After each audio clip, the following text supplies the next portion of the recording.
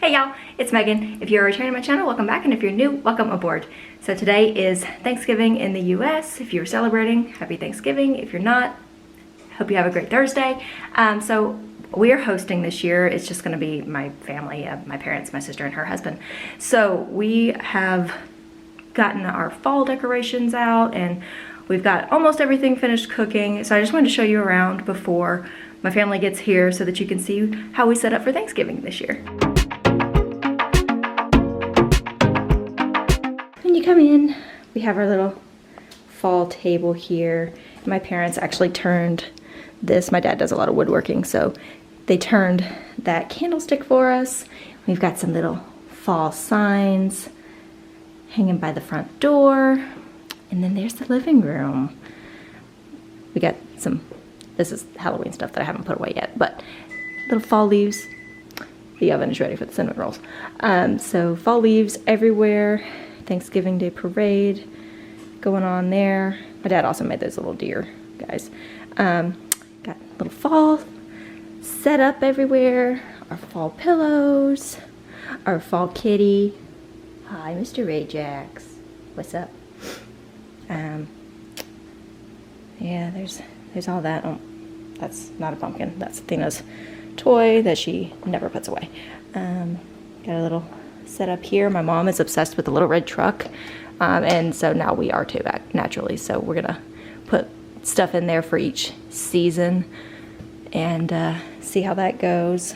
And then we have our fall tree, which desperately needs a topper and B, like more stuff, but we're working with what we have for this year. So we'll get some more stuff, some more little berry doodads and leaves and make it a little bit thicker, but the goal is to have a all-season tree here, maybe, and you know, for Easter, put eggs on it. For Valentine's Day, put hearts on it, that kind of thing. So we'll do that. And then here is the table. I realize that my cat butter dish is definitely more like Halloween-y, but he's cute and I like cats, so he's gonna stay on the table. And then this is actually my grandmama's china. She passed before I was ever even born, so I have taken her china set, which is the autumn leaves set, and so I thought that it would be fun if we use that to decorate and eat off of, because, you know, fancy time, why not? And we all, please look at this towel. Is that a squirrel or a chipmunk? I don't know, but he's got little glasses and he's adorable. I love him. So yeah, so I'll send you to Past Meaghan and show you how we made some of the stuff that we made.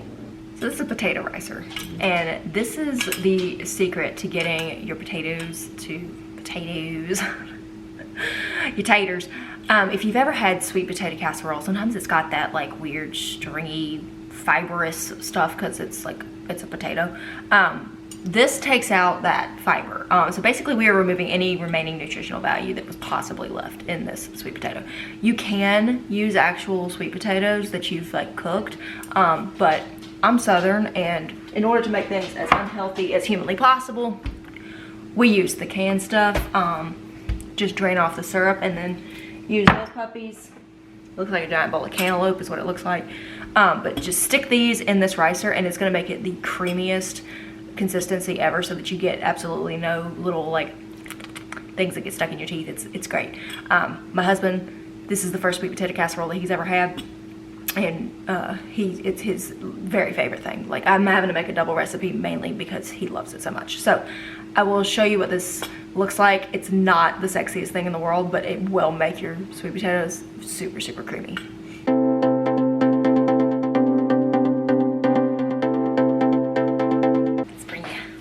Closer here. Get the shot. Yeah, let's just do that on top of the computer, Megan. That's a good call. Just yes. Absolutely disgusting.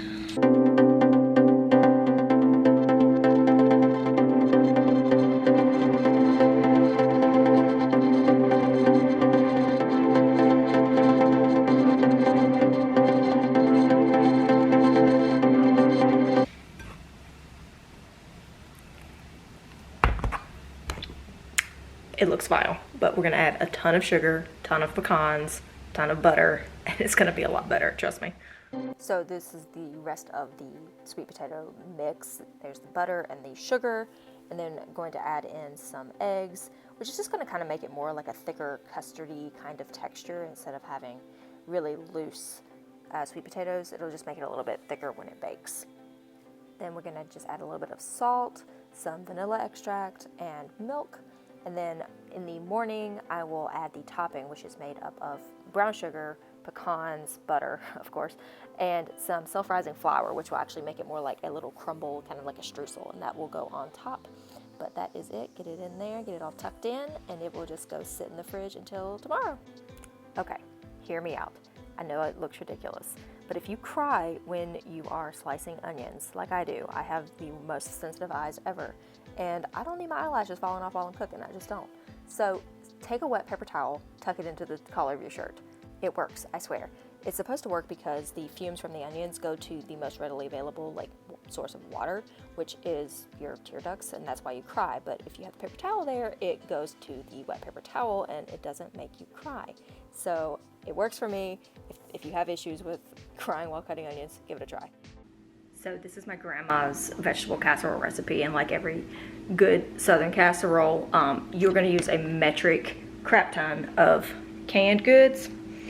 And the most important thing, here's our little family secret: shoe peg corn. Do not use regular corn. Do not use summer crisp. Do not use any kind of corn except for shoe peg. I don't know how it makes a difference. It does. So we're just gonna throw all of this. That's what I love about casseroles. Like, throw it in there and bake. Like, how much easier could this be? So let's get you set up right there. Pull out ye old Pampered Chef 2-quart jar thingy that everything that I've ever cooked has been mixed in. And let's start adding some vegetables. We're gonna need a bigger bowl. This is clearly the bowl I started with, and the order in which I first added these ingredients, obviously.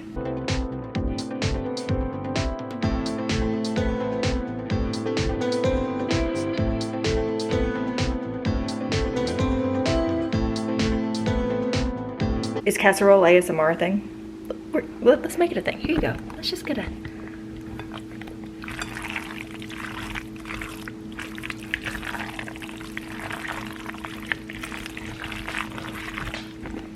It sounds vile. I understand that, but it tastes good, I swear. Last non-cooking cooking tip.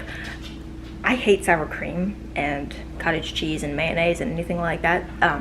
So instead, I use plain yogurt, just ye old 0 to 5%, whatever kind of plain yogurt you like, and that gets you more protein, and it's also lower fat than most of those other things. So that's my thing that I use. If anything calls for sour cream, plain yogurt. So add that in there, and then also some cheese. We'll say some cheese, because does one measure cheese?